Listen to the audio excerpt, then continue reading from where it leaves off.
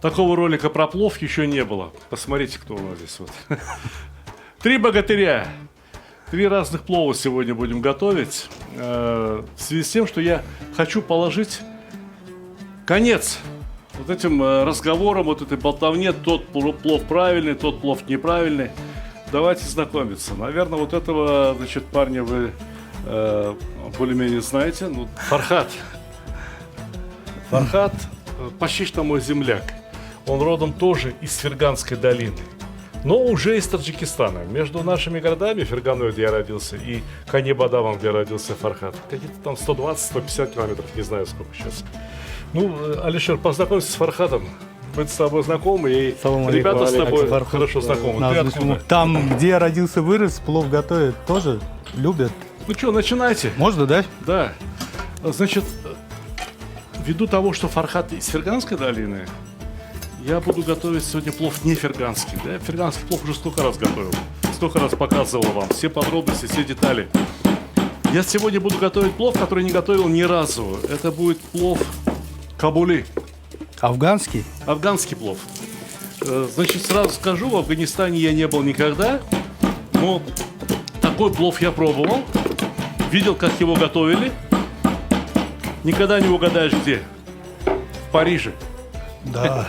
А в Париже проходил фестиваль кухонь разных мира. Фархат, почему ничего не делаешь? Или ты? У меня все подготовлено. Я кардамон. Беру кардамон, который мне прям понадобится прямо сейчас, потому что в афганском плове, если говорить о плове кабули, то тут тоже могут быть очень разные варианты. Кардамон. Вот очень приятная специя, которую мы практически не используем, когда готовим плов. А тем не менее, она хорошо подходит, что к рису и особенно к морковке. Фархат, Да. ну хорошо, ничего не делаешь. Расскажи о себе немножко. Ты кто такой вообще? Ты же не повар, да? Ты не блогер, да? Вот Алишер блогер. Да? Я предприниматель. Живу и работаю в Москве. Ну, готовить любишь немножко, да? Готовить люблю, да. Что, умеешь, да? Ну, получается, что-то получается. Учусь у вас. Смотрю ваши ролики и учусь. Вроде никто не жалуется. Они там в Афганистане, я видел, готовят с пальмового масла, даже не масло, а прям вот почти что как парафин. Банки такие открывают, раз, два, три, Да. жестяные Металлические, банки. жестяные. На нем пальма нарисована, ну пальмовое масло готовят. Кто там с подсолнечным готовит. В общем, у кого что есть в Афганистане, те готовят. Почему не готовят с топленым маслом? Я не знаю, может быть дорого это. Ты на каком масле, на каком жире будешь готовить? Смотри, у тебя там что-то сегодня богатый ассортимент. Ты парень молодой, да? Хочешь выделиться, да, скорее? Да? Ассортимент богатый у тебя, а? Не, в моем случае, дядя Смотрите, Сталин. что у него. Смотрите. Перепелок принес, изюм принес, морковку, там, перец есть, там у него Борис, курдюк принес, мясо, шоколад принес. Дядя Сталин, я свой плов называю не узбекским, не таджикским, а московским. По той причине, что когда мы начали готовить плов для вот местной аудитории, Да? так случилось, что очень нравится русским, да и не русским, которые живут в России, когда плов такой нарядный. То есть, когда ты украшаешь козы перепелиными яйцами, там, чесночком, перцем. Значит, я когда приехал в Москву, я приехал уже вот с книгой готовой «Казан, мангал и другие мужские удовольствия». Это был 2006 год. И было очень много презентаций. Я тоже очень быстро пришел к выводу, что в Москве требуется нарядный плов. Да. Я тоже его сочинил на ходу, как готовить этот нарядный плов. И даже одна из первых телевизионных съемок, не помню для какого канала, где-то в интернете есть. Я готовлю именно такой плов, который, говорю, это русский плов. Потому что в Узбекистане так не готовят. В Узбекистане, Таджикистане готовят свою разновидность плова. Смотрите, как он нарезал курдюк. Ты зачем курдюк так нарезал? Вот такими ломтиками. Чтобы положить по казану, чтобы растопить курдючий жир. Модный парень. А в чем мода, дядя Сталин? Я просто нарезал то, что было на столе. На самом деле плов можно готовить с любыми продуктами. Вот любые продукты, какие у вас есть. Если у вас есть рис, можно приготовить с рисом любые продукты и получится плов.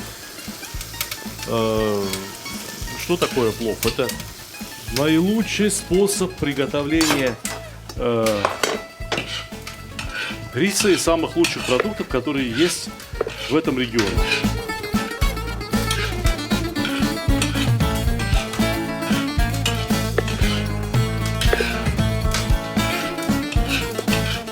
Я стараюсь сейчас не то чтобы там дожарить этот изюм, а вот просто грею его в масле, чтобы пропитать масло вкусом изюма. И изюм сейчас, он бывает сморщенный такой, да, он от нагрева надувается, приобретает форму, когда он был виноградом. Фархад, что делаешь там? Как у тебя? Масло разогреваю. Масло виноградное и семечки винограда. Выбирайте масло, жир вообще, вот то, на чем мы готовим плов. Это все-таки фундамент плова. Если масло невкусное, если жир невкусный, ну что, дальше уже там можно и не готовить плов. Зачем готовить? Все остальное тоже будет невкусно. У меня морковка тоже уже порезанная. Надо сказать, вот это вот афганский, кабульский плов, они готовят тоже по-разному. Есть, которые сначала жарят морковку, есть, которые потом жарят морковку. Мне вот этот способ, когда морковка жарится сначала, показался более правильным таким способом. И сейчас приготовьтесь удивляться. Я вот этот кардамон размолол, вот посыпаю его на морковку. Там. Вот она, молотая зира. Молотая зира тоже на морковку. Наверное, эта зира не только в Саудовской Аравии продается. Суданская зира. Наверное, ее в Дубае можно заказать. Не знаю, где еще заказать. Есть контакты? Закажи, привези. Хорошо. Супер зира. Вообще, в Узбекистане тоже, по-моему, не знают ее никто. Я сахар насыпаю сверху морковку. Вас это удивляет, скажите, или нет? Ну, морковка-то сладкая, и вот добавляют еще сахара, чтобы была еще слаще. И получается это реально вкусно. Дай воды выпить чуть-чуть. Пожалуйста. Чуть-чуть воды. Теперь этот сахар должен растаять и вместе с зирой, вместе со специями прилипнуть на морковку. И морковка не будет готовиться очень уж долго, но должна сохраниться ее длина, ее форма. Шкварок. Морковь будет тушиться. Чуть-чуть она так вот припустится, будет полуготовая, и потом вперед. Яичко жарю. Яйца? Ага. Надо обжаривать? А вы в зирваке будете еще томиться, да? Не, просто буду украшать. Ага, вот как. Красиво. Я просто отварными яйцами украшаю, он Что обжаривает. это такое-то? Это у меня пойдет на украшение. Ну это я первый раз прям вижу. Я тоже первый раз. С морковкой вместе жарили. Такое было. С морковкой вместе прям жарил я яйца.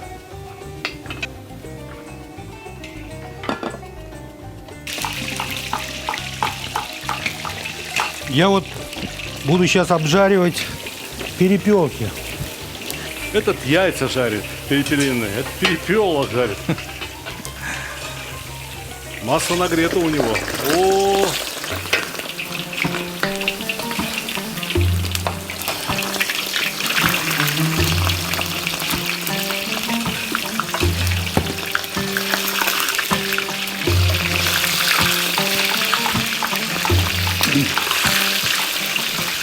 Дядя Сталик, а вы когда готовите вот первый раз какое-то блюдо, делаете перед этим проработки? Ну, перед тем, как записать, например, рецепт? Ну, бывает блюдо, где все понятно, да? Ага. И я уверен, каждый из этих Это шагов больше уже пар. встречался в каких-то других блюдах. Ага. Вот каждый ну-ка. шаг встречался. Так. Знаю, каким результатом это приведет. А все остальное, ну, абсолютно для нас знакомо. Я сейчас еще и рис отварю, прежде чем опущу мясо. А, рис будет отварной? Да. Ну, я думаю, для зрителей это, наверное, будет максимально необычный рецепт, учитывая, что оши кабули, наверное, даже не все повара знают. Вот это казан! Без дров ты смотри, как шипит морковка. Смотрите, красавчик, смотрите, что он сделал с этим перепелком. Смотрите, что он сделал с перепелком. Кстати, Ничего можно себе. закусить, у нас шкварки даже есть с луком. Но я обжаривать буду сначала мясо на кости, а потом буду добавлять филейную часть сыла. Ты огонь регулируешь? Да, да, да. Очень сильно. Да, огонь да. регулируешь. Смотри. Вот морковку я жарил, не знаю, сколько мы здесь разговаривали. Ну, меньше 10 минут. Вот какая морковка, посмотрите. Она уже стала мягкая. Вода практически испарилась. И сахар со специями осели на морковке. И вся морковка осталась целенькой. Ни одна не поломалась. В этом казане все будет и дальше происходить. Но наливаю довольно много воды. Литров 8 воды. Потому что я собираюсь варить в этой воде целых 2 килограмма риса.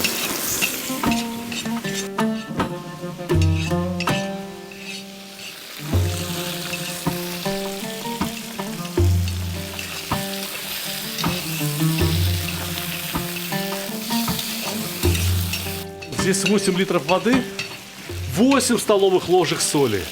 Послушайте, так готовят плов, вот так готовят рис. Бухара, вот Афганистан. Есть такой бухарский плов, где варится рис отдельно. В Хорезме, Сюзма плов тоже варится, значит, рис вот так вот заранее. Иран, Азербайджан, все арабские страны, все готовят так. В Индии, где там, не знаю, сколько там уже, 1,5 миллиарда, да? Значит, все готовят вот рис вот так, никто еще ни разу не пересадил. Сыпьте соль обязательно, иначе будет просто-напросто невкусно. Вот теперь мощность казаната понадобится, чтобы скорее закипел и чтобы варился 8-10 минут. Значит, я всегда замачиваю рис, да, ну как минимум на полчаса. Иногда там, чем лучше рис, тем чем дольше его можно замачивать. У меня на канале вышел ролик, снимал его в Азербайджане, в Ленкоране, с очень крутым поваром. Он вот такие же сорта риса замачивает на 10 дней. Ух, на 10 дней рис А рис замачивает. в пудинг Вот. не превращается за это время? Нет, вот, значит, еще 3 раза меняет. Каждый раз соленая вода 3 раза меняет за эти 10 дней. Какой у него рис вышел? Я сейчас смотрю на видео. Я ему завидую. Как он сварил рис. Вот просто вареный рис, и он лежит как пух. Не складывается вот так вот, не слипается. У него получается целый ритуал, он за 10 дней готовится, чтобы покушать рис. О, Вот это кипение. мощность на самом деле 15 киловатт. Ага. Конечно, сейчас не используется 15 киловатт. Если 15 киловатт, здесь это просто налей полный казан воды, и он за 10 минут Выпарит. испаряется. Да. В режиме томления, когда плов уже там томится, через смартфон видно, сколько он употребляет. 100-150 ватт употребляет мощности в режиме томления. Пахнет, ой, так вкусно все пахнет. Да, слушай, когда один казан готовишь, ну как ничего так, пахнет и пахнет, да, там. Но сегодня... Но это же у нас не баттл, дядя Сталик. Не люблю я это слово. Ну, то есть мы не будем состязаться, правильно? Мы С кем? будем, А с кем мы должны будем просто состязаться? С кем мы показывать. должны состязаться? Ну, Мы все любим плов. да. Таджики, узбеки, туркмены, киргизы, казахи тоже. Да. В Татарстане тоже любят плов. Мы все любим плов. Вся Россия плов полюбила. Да. Это точно. Это то, что должно нас объединять. Если мы любим одно и то же, это объединяющий фактор. Зачем здесь из-за этого спорить, там, это лучше, это хуже, вот там лучше, вот там хуже, это не плов, это каша. Вот, пожалуйста, вам. Вот настоящий узбек. Вот настоящий азербайджанец. Правда, родился в Узбекистане, по патенту сделанный. Вот настоящий таджик. Какой еще вам плов надо? Да, точно. Плов должен объединять. Посмотрите, значит, вот сито у меня, да, через которое будет стекать вода, оно не достает дна вот этой гастроемкости. Вода должна стечь, и рис не должен оставаться в соприкосновении с водой. Вот эти способы приготовления риса, когда рис опускается в зирвак, они на самом деле несколько сложнее для повара, чем вот такие откидные пловы. Объясню чем. Ты здесь должен абсолютно точно рассчитать, сколько воды налить. Да. Иначе эта вода будет лишняя. А, вы хотите Сколько налить? воды? Я хочу знать, сколько литров здесь. А я не знаю даже. Я так на глаз наливаю. Когда мы готовим в зирваке, то вот там нужно точно рассчитать, сколько воды. А здесь сейчас сварили рис. Видишь, что готовый рис. Выложил его, да и все. Не важно, сколько там воды. Ничего страшного. Эту лишнюю воду сейчас вычерпываем, да и все.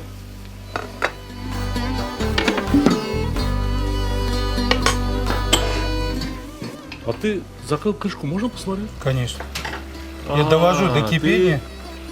Довел до кипения, смотришь, сильно Да, кипит. мне надо, чтобы морковь улеглась, а потом под открытой крышкой там Ты лёд. учитывай, пожалуйста, что этот очаг термос, и крышка тоже термос. Да, я понял. Нагрев меньше делай. Хорошо. Я наливаю масло в казан для того, чтобы наконец-то начать жарить мясо.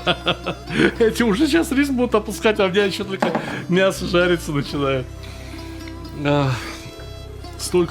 Такое количество риса, это потребует минимум 800 грамм масла. Понимаете, некоторые исходят из веса сухого риса. А ты посмотри, как он варится. Видели, сколько получилось? Это полное, там обычно 2 килограмма риса получается в это первое сито. Еще на втором тоже вышло. То есть в 1,5 раза больше, поэтому и масла больше надо, чтобы потом покрыло это масло. Значит, ну есть же умные люди, а бывают умники. Какие-то умники в интернете распространили, значит, сведения о том, что сначала надо жарить мясо, а потом надо жарить лук. А то лук сгорит. Иногда надо делать так. Иногда не надо делать так. Иногда не надо жарить сначала мясо, сначала лук, потом лук. Вот в афганском этом оши-кабули готовят как раз-таки сначала лук жарят, потом кладут мясо. Причем даже если используют очень жесткое мясо, очень такое твердое. Но сегодня я вот беру вот эту голяшку баранью, причем это не от ягненка, это такой серьезный баран был, килограмм на 25 весом. Она жесткая. Вот я ее обжариваю для того, чтобы придать хороший вкус маслу. А потом я ее уберу и начнем все как положено. Сначала лук, потом мясо. Голяшка, вперед. Ну что, Акафархот, почему вы так больше налили воды? Рис любит воду? Да, я специально побольше налил, чтобы во время, когда буду выкладывать рис, чтобы не добавлять воду. Ну, если надо добавить, то... То есть рис, чтобы впитал именно вкусный зирвак. Да, чтобы бульон, вот именно вот этот сок, бульон был... А тогда не мало ли воды? Может быть мало. То есть, может быть, кипятка будете добавлять? Да, слегка могу добавить. Слушай, многие рассуждают про плов и говорят, зачем ты сверху риса налил воду, надо было, чтобы он пил только зирвак. В зирваке конкретное количество вкуса. Этот вкус зирвака определяется количеством мяса, количеством масла, количеством лука и моркови, которые здесь есть. Этот вкус один, единица. Ты его побольше раз разведешь водой, поменьше разведешь воды, вкуса больше не станет. Нет, согласен. И Просто... этот вкус, который тут есть, он впитается в рис. Сверху хоть какую, хоть чистую воду наливай, хоть святой воздух пускай наливается. Согласен. Я просто к тому, что, может быть, человек добавил чуть больше воды или чуть меньше, чем понадобится рису. Вот когда больше добавляют, да, надо зирвак там протомить чуть Да дольше. не, сколько риса у тебя? 2 килограмма будешь? Да. Этот зирвак. Ну, я такой рис 2 первый раз килограмма вижу. риса, любой 2 килограмма риса, этот зирвак выпьет еще мало будет. Да? Я такой рис просто первый раз вижу. Как вы сказали, сорт называется? Девзира Дегзира. какая? Панджакенский. Панджакенская. Вот. Первый раз слышу такой рис. Дегзира. А Вот сколько чем воды больше ты рис выпил? способен впитать зирвака, тем рис лучше. Но надо учитывать, что такой рис, который вот сильно разбухает, как вот сейчас этот басмати я варил, он сильно разбухает. Ему потом и зирвака больше надо дать, и масла надо больше дать. Потому что вся поверхность риса должна покрыться маслом. Масло раскаленное, очень хорошо раскаленное. Косточка пожарилась, опускаю лук. Быстрая жарка лука должна произойти. От этого зависит. Медленно пожаришь — один вкус, быстро пожаришь — другой вкус. Цвет плова — все зависит от того, как ты пожаришь лук. Не от морковки цвет лука, цвет плова будет зависеть, цвет риса, а вот от того, как жаришь лук. Значит, теперь я хотел бы два слова сказать о том, какое мясо я сегодня выбрал. Ну, многие ребята говорят, мы повара, мы там в ресторанах работаем. Беру заднюю ножку от барана. Да от какого барана? От ягненка берут. Совсем мягкая. Понимаете, в Узбекистане, в Таджикистане никто баранов 10-12 килограмм не режет. Согласен. Там режут 35 килограмм, 40 килограмм баран, От 40. 80 килограмм баран. Эти бараны 2-3 года ходили, они уже довольно жесткие получаются. Все наши народные рецепты рассчитаны, вот эти книжки старые читайте, да? Там 2,5 часа тушится мясо, 3 часа тушится мясо. Это все рассчитано на то мясо, которое должно долго готовиться, потому что баран был не то что старый, а зрелый баран. Не ягненок. Ягненка 2-3 часа жаришь, мясо рассыпается по волокнам, сухое, это невкусно. Мясо должно оставаться мясом. Смотрите, какое мясо я сегодня взял. Это не голяшка, это вот, извините, так, покажите Рулька. мне кто-нибудь. Вот, Рулька. вот выше колена, вот над коленом мясо. Говядина. Это говядина. А это баранья грудка. Тоже от этого здорового барана. Некоторые считают, что чем больше мяса они напихают в плов, тем вкуснее плов получится. Даже разговаривать с такими людьми не хочу. Ребята, плов — это блюдо про рис. Мясо — это приправа к рису. От мяса рис должен стать вкуснее. Ну, мясо покушай.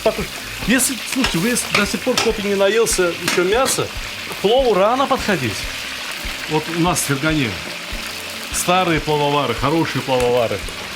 Килограмм мяса, если возьмут вот грудку, либо лопатку. И берут 2 килограмма риса. Если кто мясо хочет, там, или большая компания, значит, в другом казане отдельно какое-то мясное блюдо приготовят. В шурпу можно мясо положить, пожалуйста, клади. Ну, хорошо пожарился. Мясо тоже хорошо пожарилось. Казан чемпион, казан. Однозначно. Теперь, когда убавился огонь, мясо холодное. Мясо состоит в основном из воды. Оно холодное. И сейчас вот сюда термометр сунь, ну здесь будет от силы 120 градусов температура. Несмотря на то, что только что было 250 градусов температура масла. Окинули мясо, все остыло. И лук уже не может пригореть. Лук горит не от времени приготовления, а от температуры. Из лука испаряется постепенно влага, и поэтому температура масла вместе с луком повышается. Вот такой цвет лука и вот такой цвет мяса возникает при температуре 150 градусов. Но видите, сейчас уже цвет лука не меняется, ничего не меняется. Вот мне этого цвета достаточно, это хорошо будет, это вкусно будет. Смотрите на цвет лука, смотрите на цвет мяса и понимаете, вкусно или невкусно. Но сейчас мы начнем портить цвет мяса. Значит, это куркума. Зарчава, да, говорят. Да, зарчава. Сыпят они в Афганистане. Некоторые не сыпят, некоторые сыпят. На Афганистан когда-то, возможно, на кулинарию Афганистана оказывали влияние среднеазиатские ханства, Бухарский Эмират, там, Хаканское ханство, Хорезмское ханство. Сейчас в большей степени на них влияние оказывает Пакистан и Индия. Не случайно они рис басмати тоже берут, да? Это вот индийская приправа, индийский набор специй. Примерно то же самое, что вам продавцы специй продают на базаре, когда идут ребята, как мне, набор для плова. Набор для плова, и, значит, им там насыпят все, что им не нужно, этим продавцам, они туда насыпят. Не покупайте. Для классического узбекского плова какую ты зиру?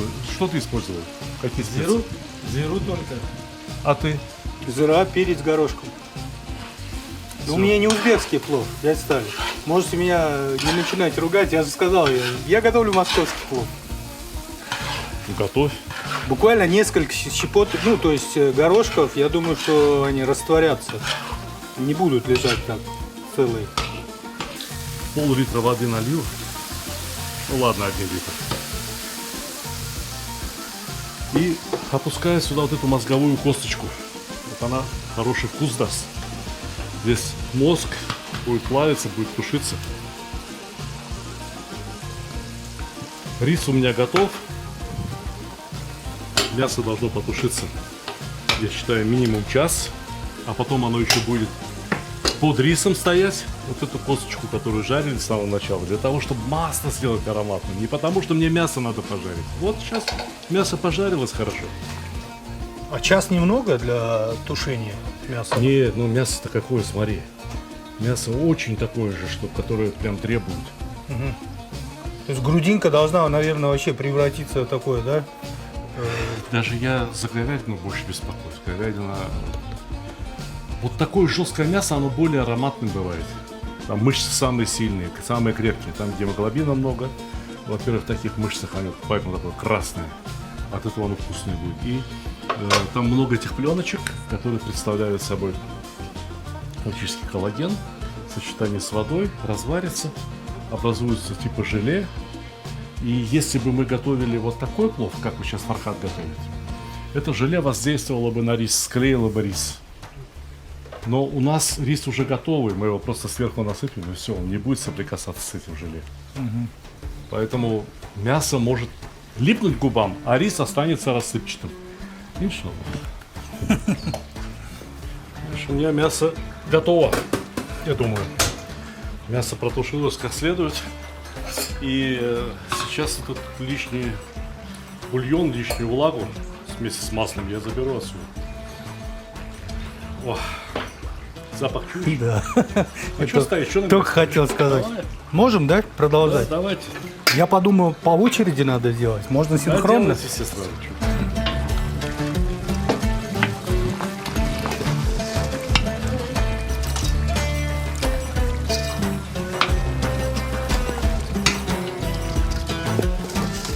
Совсем немного там масла, да, влаги оставлю на дне казана. Морковь у меня готова, рис отваренный. Все осталось только сложить и дать постоять, чтобы все превратилось в плов. Теперь в отношении моркови. Вот Афганистан небольшая страна, но там тоже по-разному готовят кабули. Некоторые кладут морковь сверху мяса. Ну, как и в нашем плове, да? Некоторые готовят морковь, кладут сверху риса. Мне этот способ очень нравится. Я сейчас вам объясню, почему. Но давайте не будем обижать ни тех, ни других афганцев, тем более, что они все-таки, ну, неплохие люди. Я кладу часть моркови на мясо для того, чтобы сделать прослойку между мясом и рисом. Рис, вот даже уже будучи отваренным, он хочет еще всасывать как можно больше влаги. Он готов в себя всасывать влаги еще и еще. И когда он всасывает в себя влагу из мяса, мясо остается сухим, невкусным, несочным. Понимаете? И рис разваривается от этой влаги. Вот морковь у меня уже пожаренная, да? Поэтому влаги в ней не так уж и много. Я уложил, сделал прослойку между рисом и мясом. И теперь могу закладывать сам рис. Смотрите, какой рис получился. Смотрите, видите, какой? Видите? Иногда поливая его вот этим зирваком. Не везде. Так вот, пятнышками, чтобы он был. Здесь есть, здесь нет. Чтобы рис впитал в себя этот вкус. Шикарный вкус зирвака. Как пух. Все равно у того мужика в Азербайджане 2 раза лучше был. Понимаешь что? Мне 62 года. И мне есть еще чему учиться. Плов – это бесконечные знания. Я точно знаю, что в 82 года я тоже буду искать какие-то ответы на вопросы, касающиеся плова.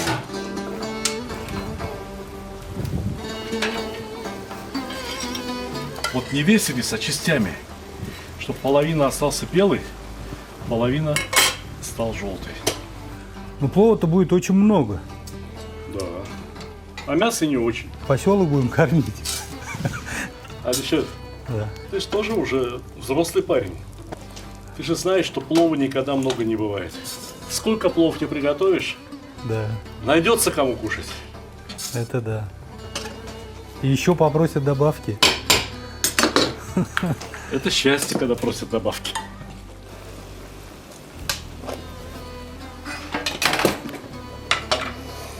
Вот, рис уложили. Осталось уложить морковку, изюм и еще кое-что. Знаете, они морковку кладут прям где-то вот на одну сторону риса. Не раскладывают ровным слоем, а вот так вот, чтобы потом... Нужна тебе морковка? Вот морковка здесь лежит. Нужен тебе изюм? Вот изюм здесь лежит.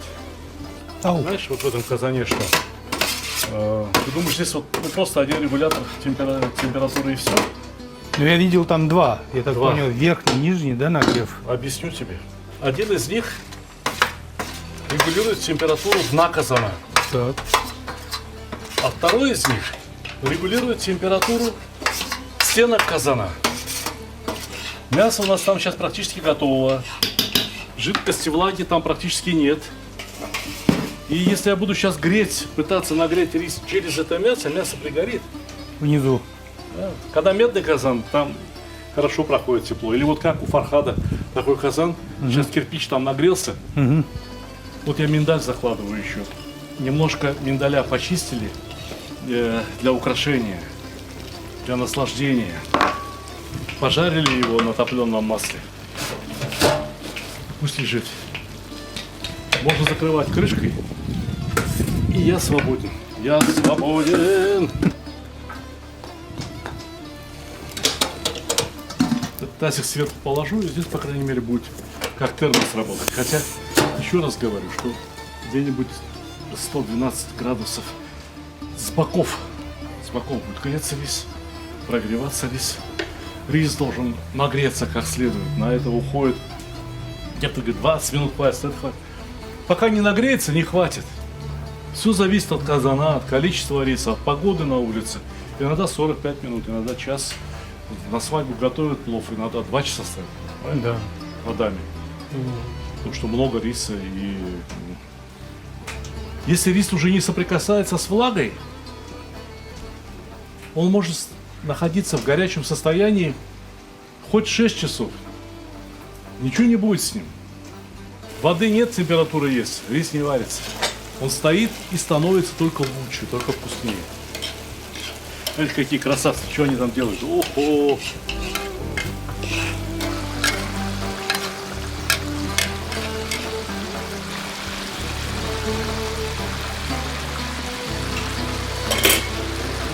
Рассказывай, Алишер, что там? Распариваю рис. Вот я перемешал один раз. Делаю такие лунки для того, чтобы лишний пар выходил. И сейчас подожду, убавляю постепенно нагрев, чтобы, я вижу, вот сильно кипит, чтобы рис доходил так умеренно, не торопясь, я убавил нагрев, закрыл заслонку, верхнюю, нижнюю. И теперь вот на остаточном жаре буду доводить рис до готовности. Я думаю, что минут через 15-20 мы можем уже презентовать мой плов. Не знаю, как Фарходаке. Фарходаке, что? Супер. Баджомаку. Да, все в процессе. Сколько по времени примерно? Ну, после того, как дам, сделаем минут 25-30. Понятно. Если я перелил воду, я не закрывая крышку, распариваю. Если не долил воду, можно крышкой поиграться. Ваша школа, как говорится. Вообще первые же... Вы же меня заразили этим. Первый раз, когда я начал смотреть YouTube, ваш канал, есть много молодых коллег, которые вот что-то готовят. Но ваш канал как раз-таки, мне кажется, отличается тем, что у вас информации достаточно, чтобы освоить любой рецепт, любую тему. Главное слушать. Так что спасибо вам за то, что вы делаете. Вы всю Россию посадили на курдюк. Но это реально факт. Я думаю, что многие это могут подтвердить. Да, Фарходаке? Правильно. Или нет? Или я ошибаюсь? Нет, Также правильно, с конечно. рисом, Да. также с специями. Не говорите. Где-нибудь в Сибири кто знал, что такое курдюк, например, да? Смотрит канал и знает, что это, оказывается, полезный жир.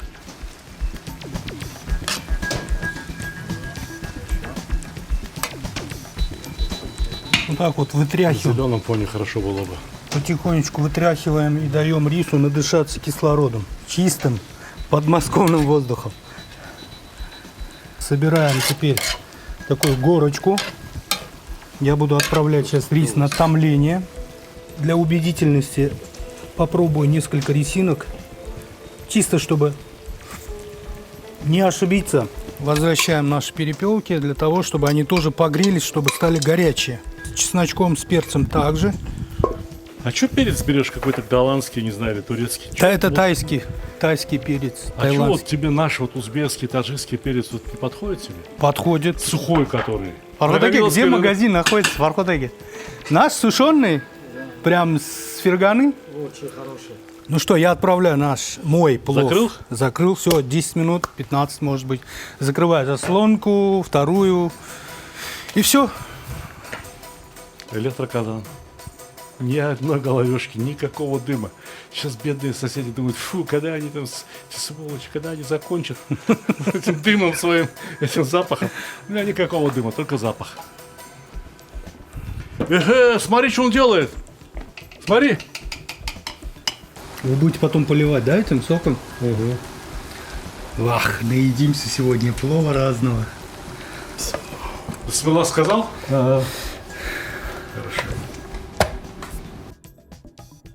Ну что, ребята, блюдо подогрели, да?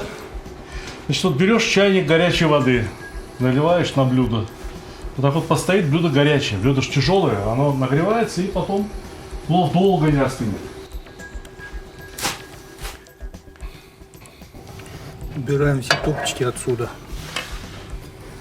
Они нам понадобится теперь украсить только плов. Так, перец убираем. Перепелки при подаче я разрезаю пополам, чтобы было удобно гостям кушать. Теперь надо рис распушить. Для этого мы берем вот так вот рис и прям обшумовку вот так вот немножко подтряхиваем.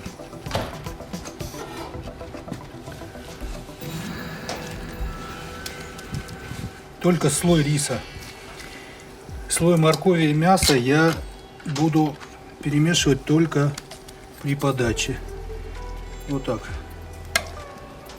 И складирую рис на половину казана.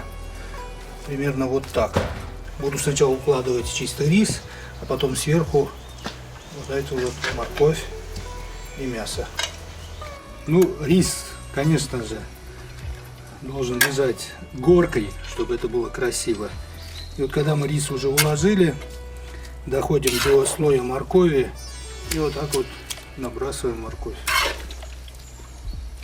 Ну, у тебя фактически почти что Самарканд, да? Почти что, да. Здесь что-то из Бухары, что-то из Самарканда, но благодаря этим топам все-таки... Масло сколько было у тебя? Масло было У меня миллилитров, наверное, 300 растительного. Еще я добавлял, ну, то есть растапливал курдючный жир. Сколько? Ну, около 300 грамм, может быть. Так, ну, теперь надо украсить. Давай.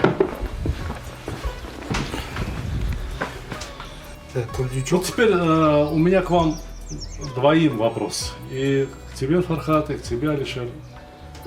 Почему желтую морковку взяли? Красную вообще нельзя ли игнорировать? Я не игнорирую красную морковь. Я просто убедился на своем опыте, что с ней работать намного сложнее, чем с желтой. Поэтому я беру, то есть, Что попроще, да? да, что попроще. Почему? Объясню. Например, если бы я готовил сейчас с красной морковью, за то время, которое мы томили зирвак, у меня морковь просто превратилась бы в пюре. Как Алишер, сказать? Как сказать? вот этот плов Ага. будут смотреть не 3 дня в Ютубе, Так. и даже не 1 месяц во всех социальных сетях. Вот на этот плов будут смотреть через 100 лет тоже, клянусь тебе. Да?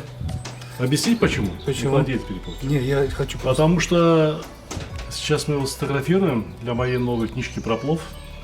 Я, конечно, напишу, что этот плов не я готовил. Я такой не готовил. Не, а вот с яйцами перегруз, мне кажется. На фото! Забирайте. Фархат, давай, открывай.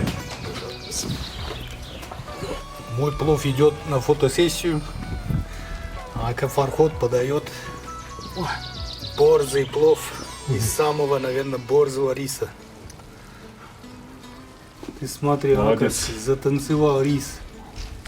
Прям рисинка к рисинке. Ты видишь, что рис аж красный стал? Какой нагрев дает хороший. Казан то, что надо, казан. Предвкушение.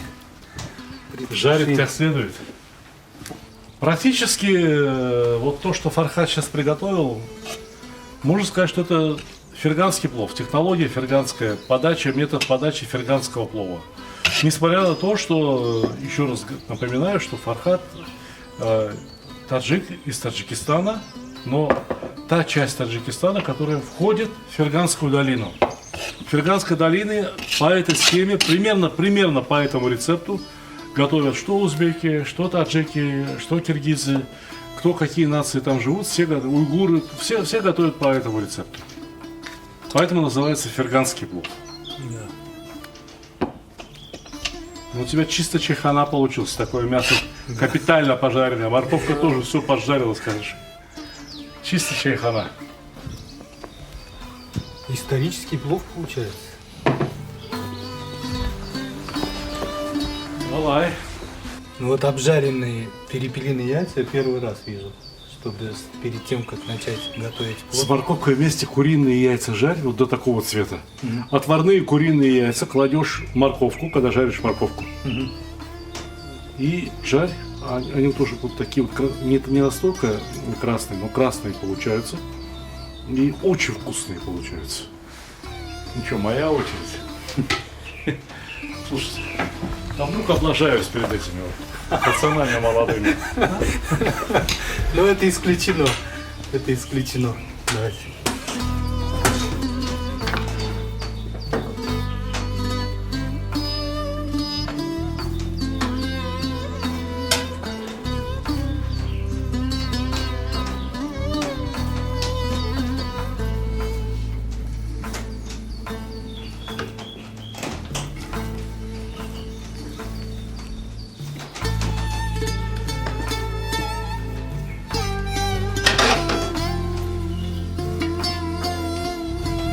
Теперь сверху морковочку.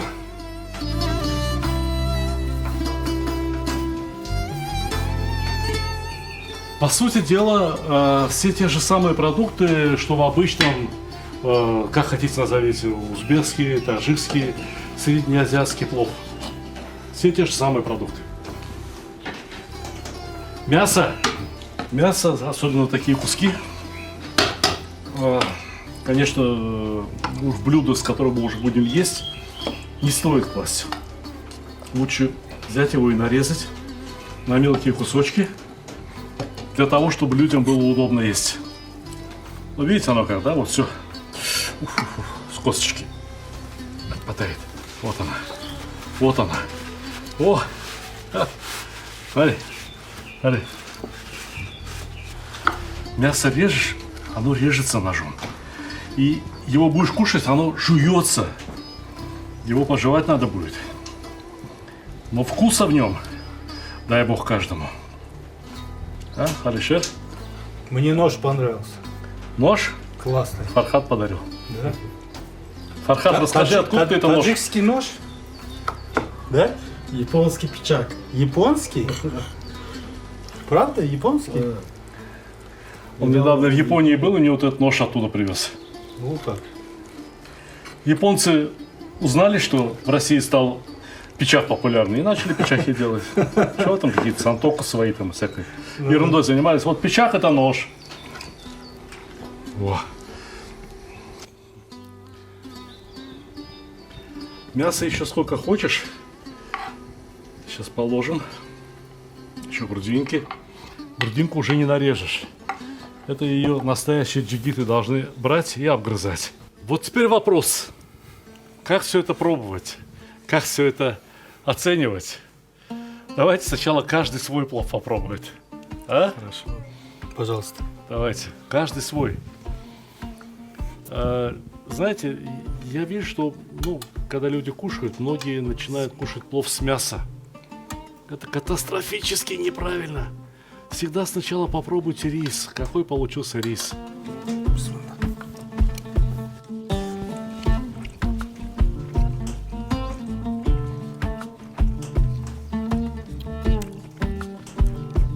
Еще мог бы поставить мой рис. По вкусу похож на бирьяни.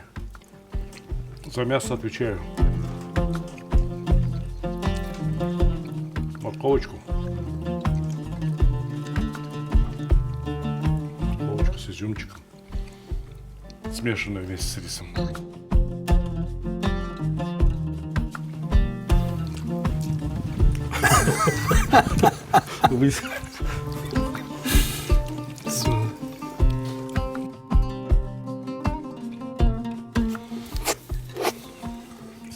Рис.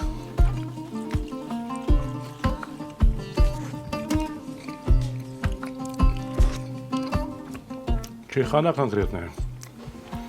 Ну, мог бы еще постоять, да? Воду можно было еще дать. Да. Как тебе? Чекиляку. Вкусно, очень вкусно. Бомба. Это мясо попробую, жареное.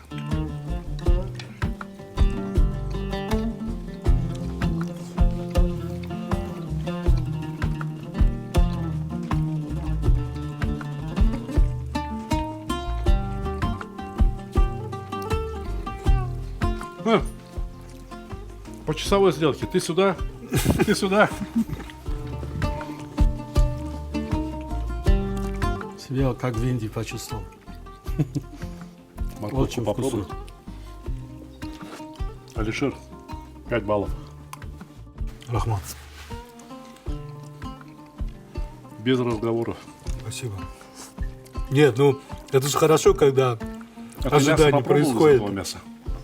Вот это да, мне очень понравился. Очень яркий вкус специй. Очень яркий вкус. Ну что ты скажешь? Очень вкусно. И этот плов мне понравился. И этот плов очень понравился. Но больше всего вот этот понравился. Саша, что стоишь? Иди сюда. Нам тебя не хватало, иди сюда. Ну и какие тарелки привез. Да если все соседи с такими тарелками будут приходить, нам казаны другие надо будет покупать. Вот мы стоим перед вами, 4 парней. Можно сказать, что это русские, что это таджик, что это азербайджанец, что это узбек. Я предлагаю сегодня образовать новую нацию. Нация, которая любит плов. А? То есть мы нация пловоедов. Приятного аппетита, дорогие друзья. Наложите, Саша, каждый своего, давайте. Каждый наложите. Давайте. Хватит так? Не, ну я просто слышал, что детишки там, может, там вас много. Нам не жалко. Спасибо. Кушайте на здоровье. Оценки ждем каждому по отдельности. Была бы третья рука. Сайфуллах. Угощайтесь на здоровье. На здоровье.